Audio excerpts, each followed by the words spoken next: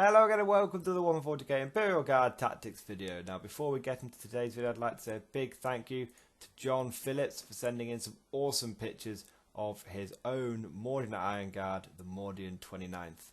I have to say, John, these guys look really good. They really pop on the battlefield. A nice bright Mordian colour scheme, which is really good. It does make me think I need to maybe consider changing my scheme a little bit, just to brighten up a little bit, because your guys are really popping. But we'll see what I can do with my guys. But you've definitely done the Iron Guard proud with those models. So today, guys, what we're going to be looking at is a very interesting question, which is, should you include heavy weapons and special weapons in your infantry squads? Now, I have always been a big proponent of equipping infantry squads with some heavy lifting gear. You know, I've always subscribed, typically for a long time, I subscribed to the sort of go big or go home philosophy, which was, you know, infantry squads should be considered a threat. And especially if you look at this from a pure infantry point of view, you're going to need those heavy weapons. So, you know, you want las cannons, you want plasma guns and melter guns in your infantry squads. But I've had a lot of people contact me and leave comments saying the best infantry squad that you can get is the bare bones infantry squad. No upgrades whatsoever, just a sergeant with a las pistol and chainsword and 9 riflemen. And so it's a really interesting philosophy, because it definitely does challenge some of the things that I have traditionally held to, some of the principles I've held to. I think really what it comes down to is, what kind of Imperial Guard army are you fielding? If you're fielding a mixed Imperial Guard force with, you know, lots of tanks and sort of smattering of maybe 100 or so infantry, then yeah, probably you could get away with not giving your infantry squads significant upgrades. Just keep them as riflemen.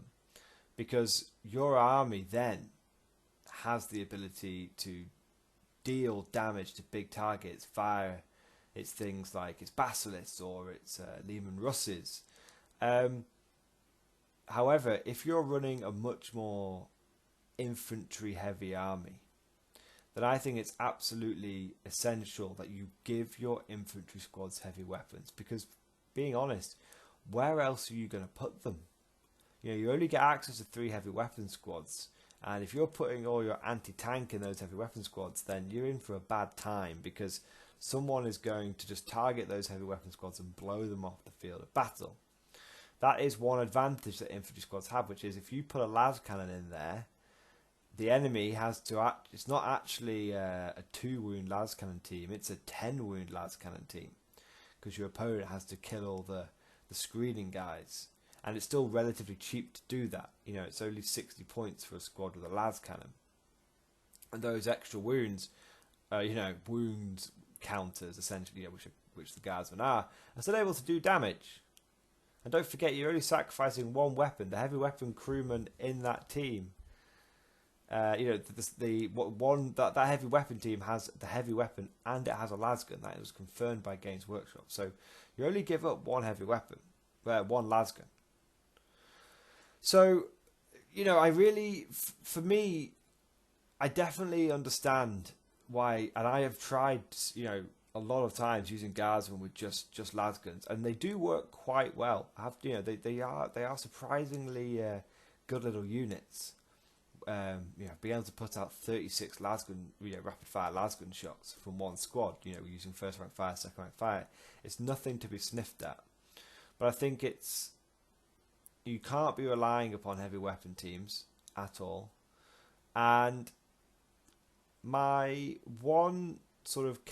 main counter argument to the bare bones infantry squad would be this, which is, if you have all your tanks doing heavy weapon things and all your infantry doing sort of anti-infantry objective holding things, then it makes the target priority for your opponent very easy. Your opponent puts his heavy weapons into your tanks and kills them, and he's able to put his anti-infantry stuff into your infantry. And if he is getting absolutely devastated by your tanks, then he'll just put all his anti-tank fire in there, and then all you've got is a bunch of guardsmen running around with no way to damage his big stuff. And mass lasgun fire will do wonders, but it is not a valued anti-tank, not a reliable anti-tank strategy. You do need proper AT weapons.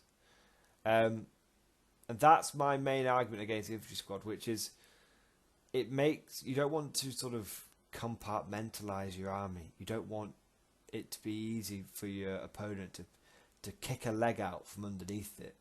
If you imagine the Imperial Guard as like a stool, a three-legged stool, if all your if one of those legs is all your big anti-big thing, anti-knight, anti-tank stuff, if your opponent gets the first turn and kicks that leg out from underneath you, then your stool falls over. So that's why I like to have the heavy weapons in my infantry squads. It means that they're able to. It's a little bit of a redundancy. It plays a little bit of mind games with my opponent, and it makes him think, well, he can't just ignore those infantry squads. He has to put something into them. And especially in the early phase of the game, every shot that's not going into your Leman Russes is a victory. So, if he's having to dedicate things like autocannons and missile launchers and things that he really wants to be shooting, those sort of medium anti-tank weapons that a lot of armies have access to, if he wants to be shooting those into your Leman Russes, and he can't, because he's there thinking, well, there's 3 infantry squads there, 4 infantry squads there, which have all got plasma, which is going to be rapid fire next range. They've got some las cannons. Definitely your opponent is forced to make a tough choice. So that is my main argument for it. But I want to clarify this by saying the bare bones infantry squad is definitely a valuable asset. It's definitely a valuable asset. It's cheap. They can be very, if you're just looking at focusing on close combat with like a close combat Katachan army, then you don't want to be wasting points on upgrades. So for me personally, I've always thought it's good to have some heavy weapons in your infantry squads. It is also, but it's not the only way to run them. I do recognise that, and I think having bare bones infantry squads is something that you want to keep at the back of your mind for when you're building your list. Are you going to have a fire support platoon and an assault platoon? If so, if your guys are going to be focused primarily, let's say you're running a Katachan assault platoon, so you've got Strachan, 6 squads of infantry. Do you really need to give those 6 squads of infantry heavy weapons or special weapons? The answer, probably not. No, they're going to be in combat most of the time, not going to get to use that firepower. Whereas if you're using something like Cadians, for example, then you most certainly want to be giving your infantry squads heavy weapons, because as Cadians, you're going to be staying still a little bit anyway, at least for 1 or 2 turns. Maybe not always, but typically that's the typical Cadian player mindset. A couple of turns of gun lining, then move out after that. You want to get the most out of your infantry squads. If you're taking 120 infantry, 12 infantry squads, you can afford to stick a heavy bolter or an autocannon in each one of those. Now, in terms of very quickly to wrap up, if I'm saying I think heavy weapons and infantry squads are the way to go, what heavy weapons would I recommend? Well, you've got to take into account that your infantry only hit half the time. I think I definitely think good staple cheap weapons like the heavy bolter and the autocannon definitely you want to be, if you're taking a hybrid list, you definitely want to be thinking about some heavy bolters and some autocannons in there, because they add a bit more punch to the squad. They make them a bit of a threat, and a lot of people fear autocannons disproportionately, I find, because for a lot of armies, autocannons are kind of sort of medium anti-tank, whereas in Guard they're light anti-tank because we have so much heavy firepower. But a lot of people, if they see an infantry squad toting an autocannon, they'll really want to get rid of it. It's weird. I don't know what it is. It's just a psychological thing to keep in the back of your mind. It does look quite intimidating, the autocannon. That may be it. So I definitely think about having an autocannon and maybe a plasma gun or grenade launcher in your infantry squads. I would consider that heavy weapon squads like las cannons could go in veteran squads, because again you're paying 20 points for a las cannon, whether it's on a ballistic skill 3+ model or ballistic skill 4+ model. So veterans with las cannons can, but you know, the risk there is that your opponent will probably identify the veterans with las cannons quite quickly and try and eliminate them. But you almost want to have threat overload. This is the summary of the video. Okay, if all your infantry squads are bristling with, you know, autocannons, grenade launchers, good chunky firepower, not the best, but you know, chunky enough, and your veteran squads are rocking like missile launchers and grenade launchers, a cheap combo that I like to recommend. And then you've also got your Lehman Russes, which have got, you know, the battle cannon and a heavy bolter, or maybe even a las cannon. Maybe you've got a basilisk at the back line as well. Your opponent's there thinking to himself, well, if I shoot the tanks, the infantry heavy weapons are going to hurt me. And if I shoot the infantry, then I'm leaving those Lehman Russes to just roam free. So that is why I really do recommend considering heavy weapons on your infantry squads, because it provides threat overload to the opponent. But you know, you don't have to pick. This is the last thing I would say, which why pick, why not both? You know, very much so. This is what I've been doing with my Mordians recently. My up-front squads, my screening units, they all are kept very cheap because I expect them to die. And there's no point in spending a huge amount of upgrades on essentially dead men walking.